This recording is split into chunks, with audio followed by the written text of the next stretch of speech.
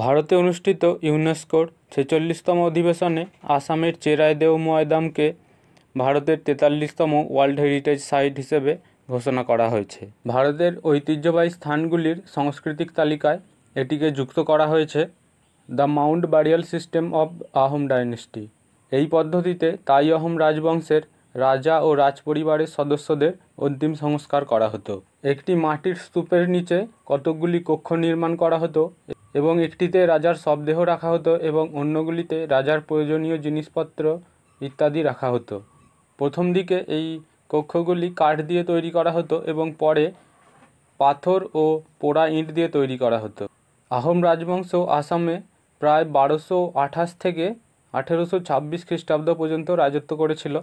পূর্ব আসামের পাটকাই পর্বতমালার পাদদেশে এরকম 90টি ময়দাম দেখতে পাওয়া যায়।